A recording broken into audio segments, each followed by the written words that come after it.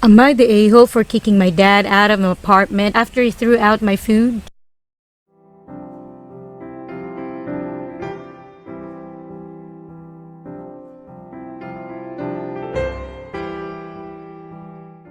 I, female 26, moved from my parents after I turned 18. My relationship with them, especially my mom, was terrible at the time, but over the years we managed to fix it, more or less. I visit them 2-3 times per year, and once in a while, one of them comes to my place. Recently, it was my dad, 51 male, who was visiting me. In my late teens and my early 20s, I was suffering from an eating disorder. Actually, one of the reasons why I moved was because my parents didn't understand that it was a real problem. After meeting the right psychologist, I'm mostly okay. I'm trying to eat healthy and actually have lots of fun while preparing meals for myself. My kitchen is always full of vegetables, fruits, sources of healthy fats like fishes or poultry meat, etc. Nevertheless, I'm still getting nervous when I have to eat unhealthy meals for too long. I am working on it. For my parents, real food must be deeply fried with tons of salt and at least be fast food. When my dad came to me, the plan was for him to stay a week. He had to make his breakfast. I work morning shift, but I was going to make dinners and suppers for both of us. Right after seeing in my kitchen and then after my first meal, I cooked for him. I prepared pasta with chicken and zucchini. He started complaining. He said it's no wonder I look so malnourished if I'm eating this way. I have been maintaining the correct weight for the last 4 years, but for him, correct weight is when somebody is at least slightly chubby. Then he said he wants a real food while he is staying in my apartment. I told him where the nearest grocery shop is and he can just buy whatever he wants. I am eating healthy, but I don't really care what does he eat. I made us supper. He didn't complain anymore. I decided the problem is solved. The next day I came back from work and found out he threw out all my food he decided unsuitable and instead bought a pre-cooked food. Tons of red meat and sausages, full bag of sweets and chips, for some reasons, few kilos of potatoes. I started to cry. I don't earn a lot of big part of my earnings is spent on food, since evidently I'm still not on my right mind. He was referring to my previous ED and should stop being so fuzzy and eat like a normal person. I packed all the food he bought in bags, carried them and his luggage to the corridor and told him to get out of my house. The train to my hometown leaves every hour or two. I was sure he won't spend the night in the station. He called me entitled bitch, but eventually left. My dad told the whole family what happened, and most of them say I'm overreacting and I'm heartless because I kicked my own father out. My mom told me neither she nor dad will contact me again until I apologize. Taking care of my ED took me a few years, and even now I'm not fully out of the woods. I don't want to lose balance again because my dad's tantrums, but also I don't want my parents out of my life. Should I apologize to him?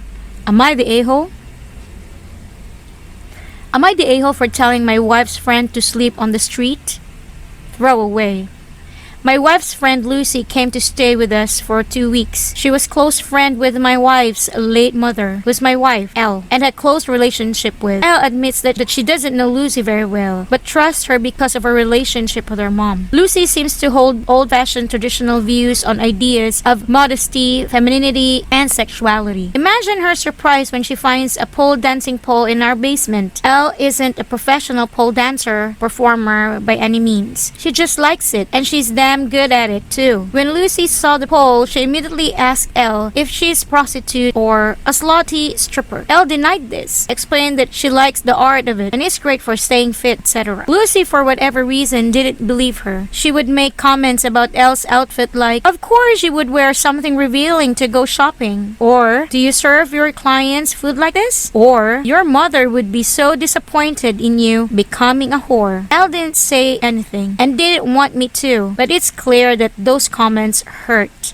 especially those about her mom. I asked Lucy to stop many times, but I think she just resorted to making comments when I wasn't around. I came to find out Lucy screaming at Elle. She was calling her a whore, a disappointment to her mom, a disgrace for not attending her mom's funeral. She couldn't because of COVID, and that she should go back to working on the streets. Elle was silent, so I stepped in and tried to calm her down. It took a few minutes, but once she was somewhat calm, I told her to leave. Lucy got mad and claimed that I was making her sleep on the street with the rest of Elle's clientele. This comment made me roll my eyes and laugh a little bit, so I said yes. It took another hour to get her to finally leave. The next morning, Elle woke up to many missed phone calls and texts from Lucy and other family members calling her names, etc. Her brother called me saying that though Lucy may be terrible, we had to deal with it if she wanted a decent relationship with her family.